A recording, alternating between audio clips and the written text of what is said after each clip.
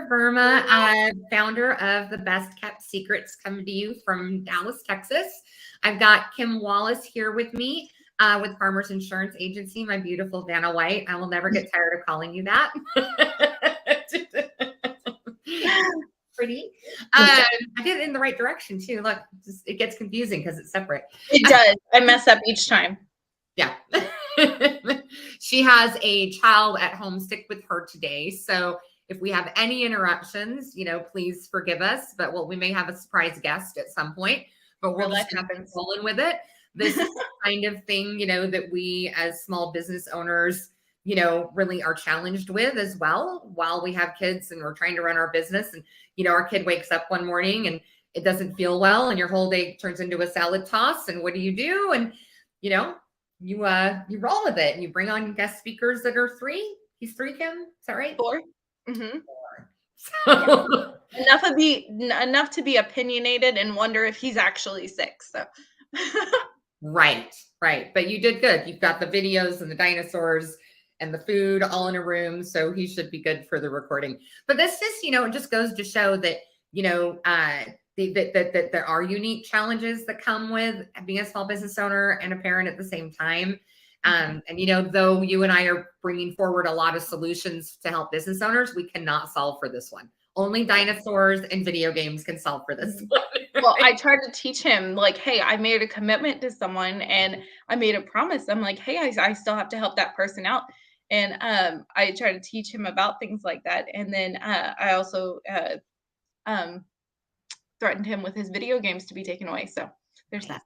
They're good for. I know when my husband got my oldest a phone, the only thing I thought, I didn't like the idea because I thought he was too young. But the only thing I thought is it's another thing I get to take away. It's more power. It's a bargaining chip all day long. Yep. I get more power because we got him more stuff, gives me more power because I can take more stuff away. It's awesome. Anyway, guys, thanks for joining. This is the Best Kept Secrets.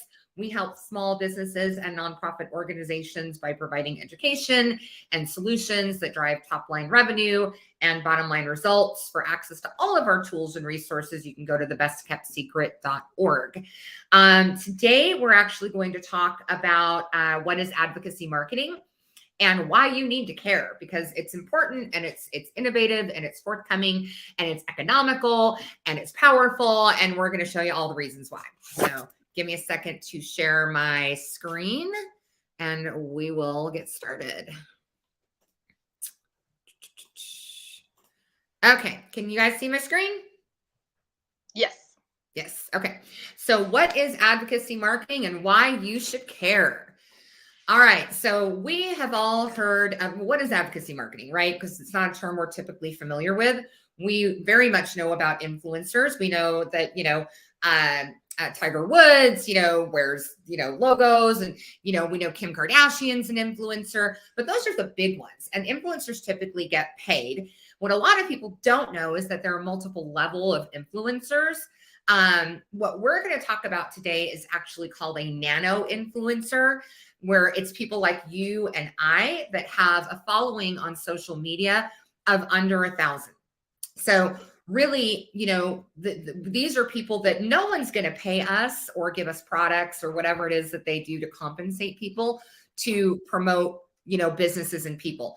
It's just really out of the kindness of our heart. It's because we want to help the person and or the business because they've done something amazing, or we think they're amazing, or what have you. And it's really advocacy. We're no longer an influencer, we're an advocate. And advocacy marketing is something that's been around for quite some time. We've been doing it as more of a pull than a push.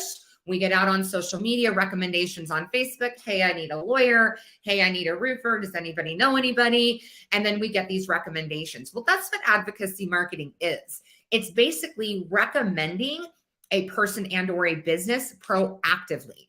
And the reason it's so powerful is because it drives 4 times the brand lift over paid media. People know that businesses are paying for advertising. People know businesses are paying for influencers to promote their products, brands, products, and services. But word of mouth is harder. Recommendations are the highest converting type of referral, highest converting type of lead for any business. And when I get on social media and I go, wow, Kim's really great. She did a great thing for me. You know, you got to go to her agency to get your insurance, blah, blah, blah, blah. Kim, you're great. It actually increases the effectiveness of that marketing by 54% because we trust word of mouth recommendations over the ad that's on TV, right? 100%. You got to think about it the other way. When we have a bad experience, we talk about it all the time, right? And how many times are you going to share that bad experience versus a good experience? So when you went above and beyond to say, hey, you got to reach out to Jen, she's going to help you out with this. When we see people take the time to do that now, we're like, oh my gosh, I really have to call that person, because if you took the time to do it, it must have been a really great experience. That's right. That's right. It's a great point. So really 2020 is when this train left the station, if you will, and they did a study. And on average, they found that brands generate a 650% ROI for every dollar invested in influencer and advocacy marketing. I don't know about you, but I don't know another form of marketing that's going to generate 650% ROI. In our last episode, Kim, we were talking about how every business is different and you can't just go with the 3 big ones that all small business owners are told they need to do: websites, SEO, and social media, and put up their money into that, because really the kind of marketing you need to do depends on the outcome that you're looking for. You 100%, you now have to custom your marketing or tailor it to the type of business you have. Like when we were talking about Adam in the prior video, I can't do as much of the charity part because I don't take the payments. Farmers takes the payments. I have to customize it for me, and advocacy marketing is huge for me. It really has to cater to what kind of business you're pushing out there. Right. That's right. And, you know, advocacy marketing can build brands. It can drive conversion. It can do all of the things depending on how you structure those social messages that you put out and who's going to be putting them out. So structuring an effective advocacy marketing program is very, very important as well. And we will go into that in a little more detail as we move forward. So what is the power of the crowd really? So if you think about it, each of us is connected on average to about 400 people on social media. If you go out to Facebook and you go to DFW and you want to boost a post and you want to reach 400 people in the DFW area, it's going to cost you about $10. If you have 10 people that are willing to reshare your posts, a single post, that's the equivalent of about $100 of Facebook ad spend for one post. And that's a reach of about 4,000 people with that single post. That's pretty powerful, and it's economical and allows us to leverage our relationships, the people that the friends, families, employees, fans of ours, customers of ours, whomever thinks, you know, that would get behind resharing and think that we're fabulous. So it can really do a lot for your business. Just a single post, but think about doing it 3 times a week over the month. I mean, do the numbers. It's thousands of dollars, of the equivalent of thousands of dollars of Facebook ad spend, just by creating posts and having people reshare them. Okay, but that's not all. It actually drives SEO as well. 2 things. Really, back in 2019, Facebook decided to get back to their original intent of creating the platform, which is to drive engagement. So what they did is on personal pages, they throttled the number of people that follow you, the percentage that they share your post to 30%. On business pages, they throttled the people that see your posts that follow you, people that have actually signed up to see your posts and want to know what's going on with your business. Any post you put out there, they throttled it to 7% of those people. 7%. And then when people start to like, share, and comment, they open that funnel up so that, because that's true engagement, right? Back to their original objective, but they only open it up to about 12.5%, which to me is kind of crazy, right? These people want to see your posts. They want to see your messages, and it's not getting through to them. And the other thing is, and so how do you get the exposure that you actually need? By having people reshare, obviously, because that's what we're talking about. But also, you know, when we talk about SEO, one of the big three that everybody talks about, one of the primary drivers is engagement, really, that drives your Google score. So the more likes, comments, and shares that you have, you're actually working the SEO algorithm and helping to promote your business on Google, which is super valuable as well. Anytime someone comments or likes it, I try to comment back to help the algorithm even more. So if they're like, "Oh my gosh, this is awesome," I know you should share it with everyone you know, just to try to help. And I like each comment that they do, just to try to get the engagement. Well, and you from a digital marketing perspective, you do all the right things. Like, you're very good at your Google My Business, you're very good at social, like you understand the ways which you can make a really big impact in your digital sphere at minimal to no cost. 100%. Like, I even met with a Google director who was helping me with my page, and they looked at it. They're like, "Oh my gosh, you've already done all of it. The only thing I would tell you is you have to respond to Google reviews within 24 hours." I'm like, I have an alert that comes on within the hour of it sending it on, and I respond. I like their comment. Anything that I can do to try to be seen more online, because that's where everybody goes right now to find whatever they need, especially when in Texas. I mean, we have so many people moving here from out of state. If they don't know someone personally here that can give a referral to, I need this or I need that, they're going to go online and they're going to judge you by your presence online. So that has to look perfect. Yeah, absolutely. So anybody, if you need digital marketing consulting, call Kim. She's got all the answers. So really, influencer and advocacy marketing is already a $10 billion market. Really, you know, who's gotten the memo? So this is usually, innovation is usually something where it goes to the enterprise level first and then trickles down to Main Street. And so we're just going to skip all that trickling, and we're bringing this straight to Main Street, straight to you guys. But really, Coke and Macy's have already gotten the memo. They're already using in-house advocacy programs, leveraging employees to reshare the message. So Macy's uses 300 of their employees as brand ambassadors. That's entirely free to them. They're just taking the resources they already have that they're already paying, and they're leveraging them to get social exposure. Now, why is this important? Because if you think about socially, you really need hyper-targeted marketing campaigns, especially if you're a brick and mortar. So, you know, Macy's people, they're local. The odds are the people that they're connected to are the demographic. They're certainly in the area that, you know, where the Macy's is, because they're local. So they're tapping into very powerful hyper-targeted marketing by doing that. Okay. So there are 3 constraints to a successful advocacy marketing program that we'll get to in a minute. First, we're going to go to commercials and give our sponsors their spotlights. So let's go ahead and do that. And when we come back, we will get into how to build a successful advocacy marketing program. All right. So Hard Hats Helping Heroes, near and dear to my heart. They have a mission of helping injured first responders and the family of fallen heroes by providing resources to them and their families. Most of the board members own construction companies and are willing to help with home repairs, among other things.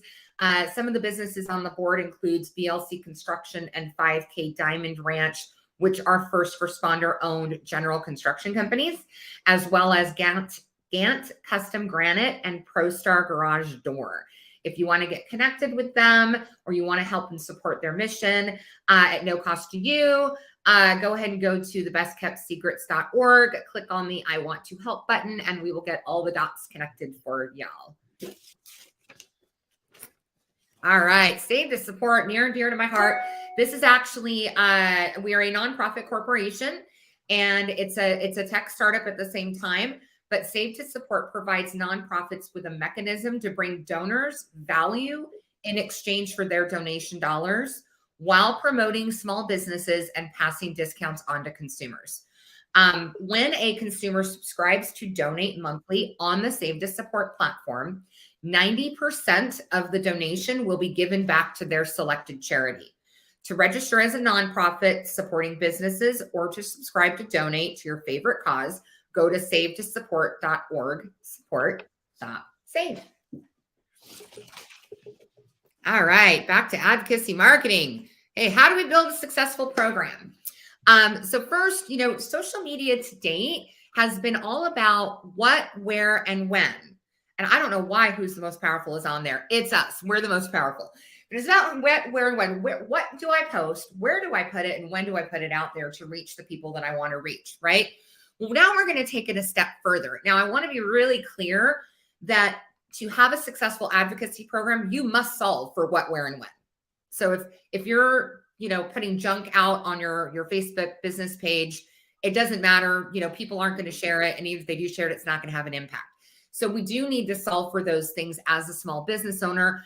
I recognize, that a lot of people, aren't really sure how to do that. And I actually, Kim, I wrote a book about it because as I was presenting advocacy marketing to our networking group, I did a little roadshow back in 2020 to about 30 chapters.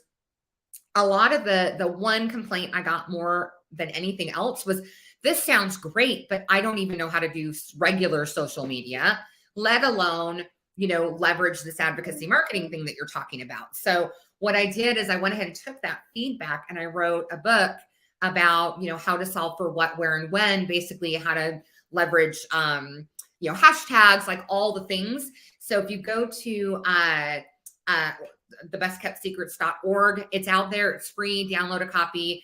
It gives you a ton of information and resources to make it really easy to be smart on social and leverage advocacy marketing. So that's my plug there. I'll move on. I have a lot of people with the who, they're like, oh, I can market to anyone. Like I could sell insurance to anyone in the state of Texas, right? But I like to narrow it down because it's a whole lot easier to market when you know exactly the target you're going after. Yes. It's way easier to be effective when you have a very clear avatar on who you're trying to target. It's a great point.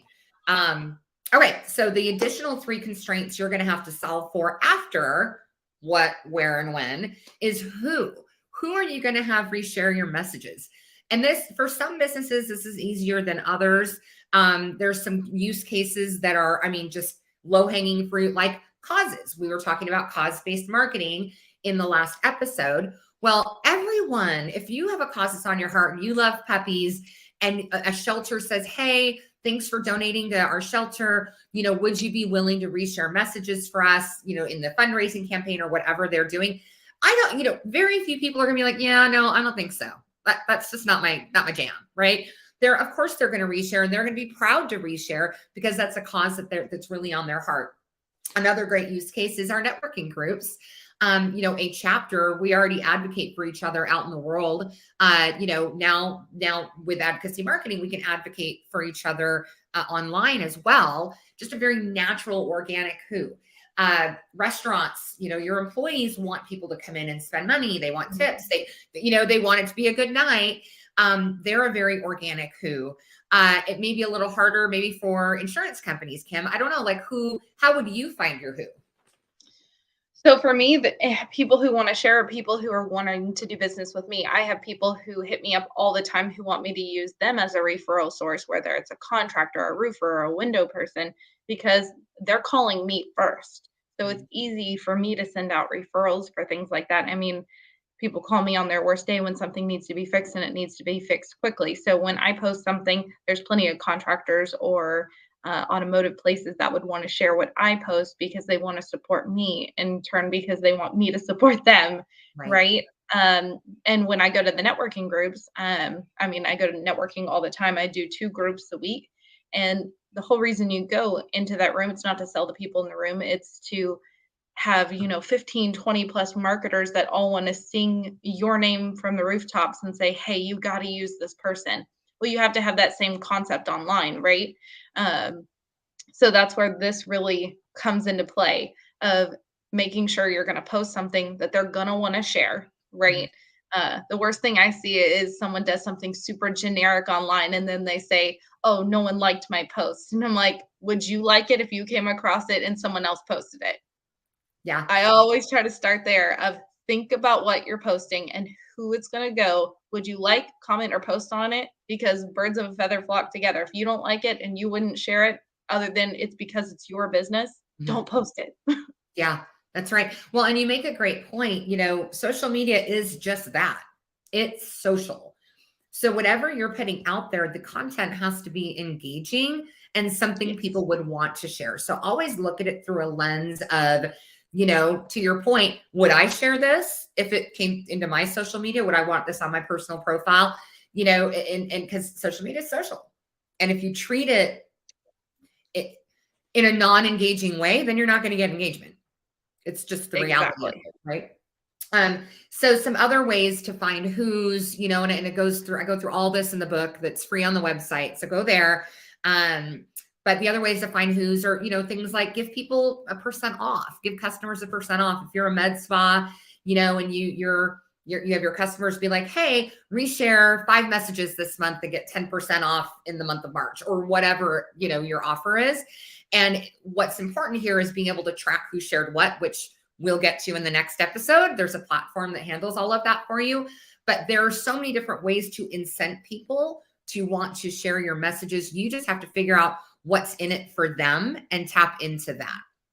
If you're not in the type of business that can do like a 10% off, that's me. I can't do any off because I'm at a price where Farmers picks it and I'm stuck with that. You can do a freebie. So many websites that at the bottom to get your information, they say fill this out and we'll send you our free link on how to do blah blah blah. Yeah. That's something I can do. Right. Sometimes I do it for my networking partners of, hey, I can show you how to set up your Google My Business page, or I'll show you the best times or what to post so you can actually get engagement. So if you can't do a percentage off, there's still something you could do to engage the person to want to do it if maybe they don't know you from Adam. And that's a great point and takes us right into a great segue into the next constraint is the why. And your who's directly tied to the why. Finding a reason, finding a way to incent them to want to share. There's 1,000 different ways to do it.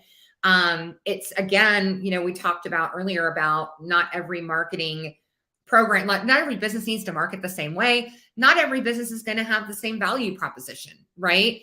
They're not going to solve for the why the same way. And different who's have different whys. And you might be a business that has multiple different categories of who's, right? You may be a restaurant owner who's like, oh, my employees will just do it because it's in their best interest. But you may also do a program like 10% off French fries or whatever for your customers to share. So if you're a business, you can have multiple categories of who's that are incented in different ways. You just have to think through, that why. And it's a great point. I hadn't even thought of the freebie yet in the book or anything. So that's a great point, Kim. Thank you. People love free. They love the word free, even if it's something you would have given to them anyway. It just hooks them. I don't know why. Well, and then you get their contact information and, you can build a relationship and continue to communicate with them outside of that as well. And these days, data is currency. And so anytime I can get their information to go on our CRM, that means the world to me. Yes, absolutely. Data is the new oil for sure. Mm-hmm. Yep. All right. So the next constraint is the how. So, everybody has really good intentions. A lot of realtors have been doing it for a while. Hey, will you reshare my listing? Blah, blah, blah. And most people are like, yeah, sure. And their intentions are pure. They absolutely want to do that for you. But execution is not great, for lack of a better word. It's just not great. Why? Because we learned earlier that even, Facebook is only showing your ad or your post to a few people, even if it's a personal profile or a business page, 30% or 7%, right? So the people that want to share aren't necessarily going to see that post on their feed. And then, so they are going to have to go out to your page, out to wherever, look for it, then share it. Then they have to go from this platform to that platform to that platform. And, we live in an ADD culture where your dog starts barking, your phone rings, you forget. 3 days later, you're like, oh yeah, I forgot to do that, and so though it's pure intention, execution falls short most of the time. So how do you make it effective to where people actually get notified that a post is out there for them to share and make it easy for them to do so? Well, that's something we're going to get into actually next week, how to automate the social resharing process. But before we talk a little bit about that, let's actually have Kim, go back to our commercial and sponsor. And then when we get back, Kim's going to tell us a crazy insurance story.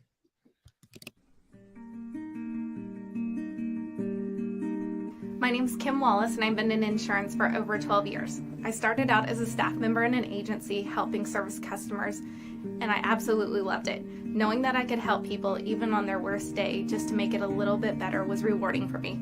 We take a look at each individual family and we develop a plan that best suits their needs. Let our office give you the peace of mind to know that we've got you covered.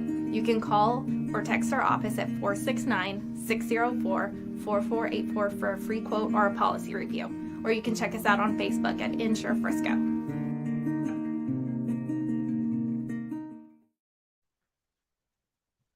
All right, we are back.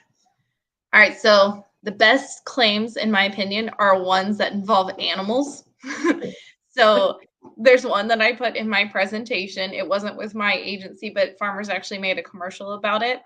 A gentleman was going hunting. It happens to be another hunting story. But when he came back, he had parked his truck in a field. 4 horses licking and biting his truck with major damage. A horse can do some major damage, but he had recently had his car detailed, and the wax had a banana flavoring in it, which horses actually like. And so they proceeded to lick and bite it. And when a horse bites into something like that and scratches the paint, it requires a whole new paint job. So be careful what you get your car waxed with. I thought the moral of the story was don't go hunting, but it's the wax. Not about the hunting, no. Banana wax on your car, then go hunting. Got That's right.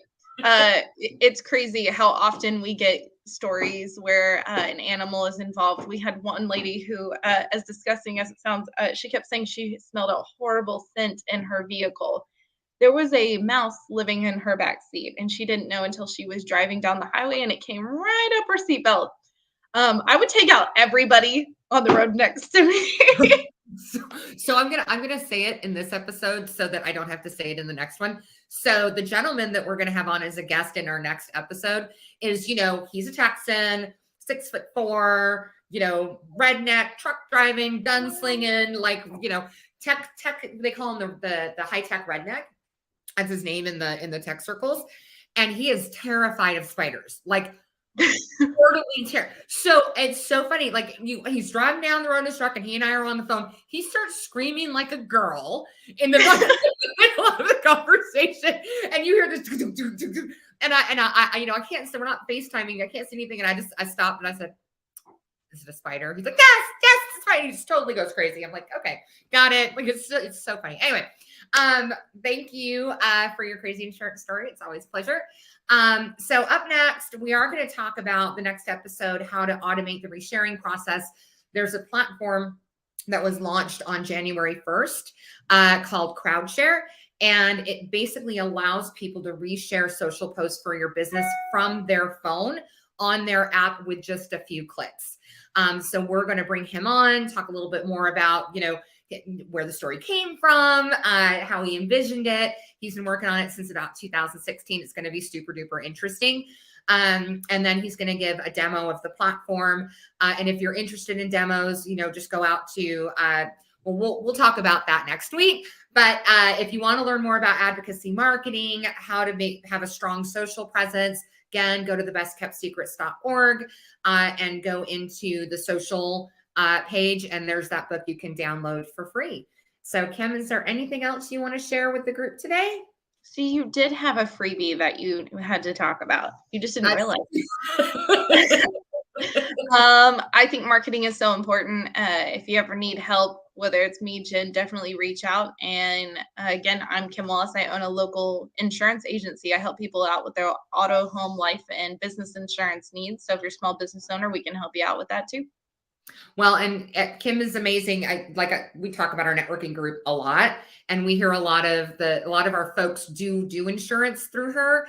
And, she's been really educating us on what to do and what not to do when things happen, and why to use an agent versus some others, because they can help you navigate some potholes that you otherwise would step in, and you would be worse off for it if you didn't have that advice, that forthcoming advice. Anyway, it's been The Best Kept Secrets. See us at thebestkeptsecrets.org. Thank you, everybody, for tuning in.